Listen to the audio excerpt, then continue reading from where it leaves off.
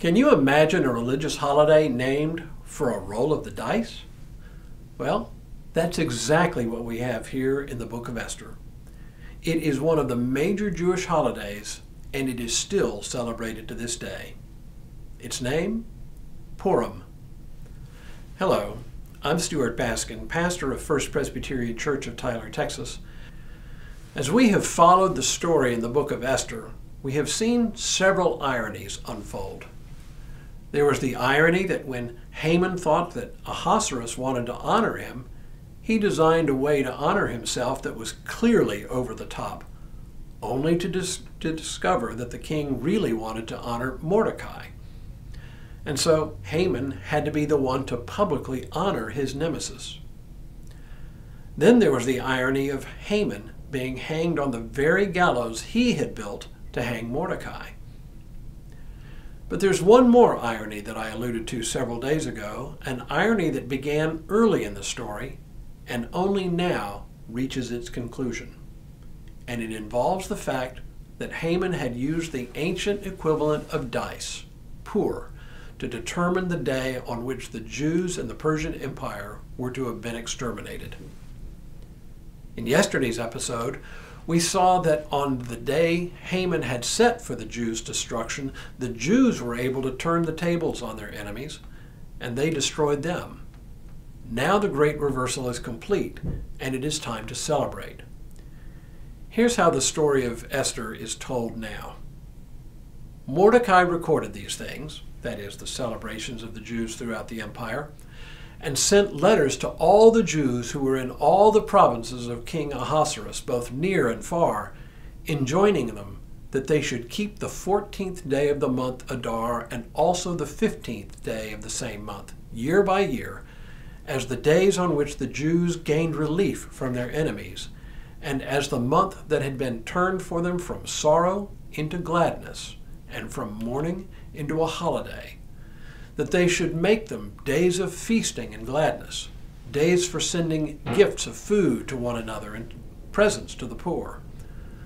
So the Jews adopted as a custom what they had begun to do, as Mordecai had written to them.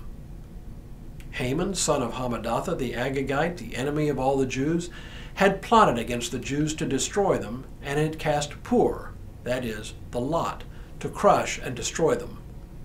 But when Esther came before the king, he gave orders in writing that the wicked plot that Haman had devised against the Jews should come upon his own head, and that he and his sons should be hanged on the gallows. Therefore, these days are called Purim, from the word pur. And with that, the greatest irony is now complete. The lots cast to determine when the Jews would be destroyed now come to symbolize exactly the opposite, the victory of the Jews over their enemies. The word Purim itself is simply the plural of the word pur. So in effect, Purim is the festival of dice. But it's not a celebration of games of chance. It's not a celebration of gambling. It's a celebration of the irony of the great reversal of fortune from certain destruction to complete victory. If you stop and think about it, it's really not that different from the fact that our central symbol in the Christian faith is an instrument of execution, a cross. Our central symbol also in some ways celebrates the reversal of fortune accomplished through Jesus Christ, who died on a cross in order to defeat the power of death once and for all. So I don't intend my comparison of Purim to a celebration of dice to be disrespectful. I mean it to highlight the essential irony that it contains. The modern celebration of Purim is probably the most joyous of all the Christian holidays, possibly more so even than Hanukkah. On Purim, gifts are exchanged, donations are made for the poor, there's a celebratory meal. Cookies called Hamantaschen, meaning Haman's pockets, are baked, triangular pastries with sweet fillings. The entire story is read in the synagogue from beginning to end, and whenever Haman's name is read, the congregation spins ratchet noisemakers to drown out his name.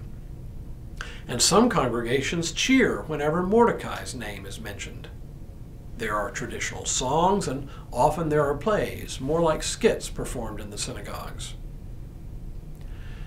In one of the greatest ironies of all time, though, Adolf Hitler himself banned the observance of Purim, even as he too attempted to destroy the Jews as Haman had done so many years before.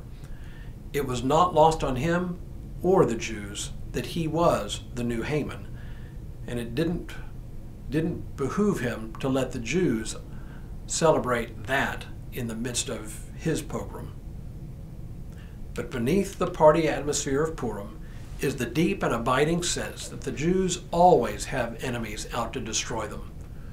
Purim, at its deepest then, is a celebration of Jewish life and continuity in the face of an often hostile world bent on their destruction.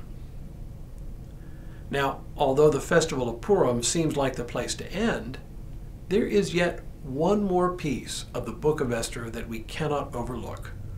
We'll turn to that tomorrow. But for now, may God continue to bless you and keep you in all that you do this day and in all the days ahead.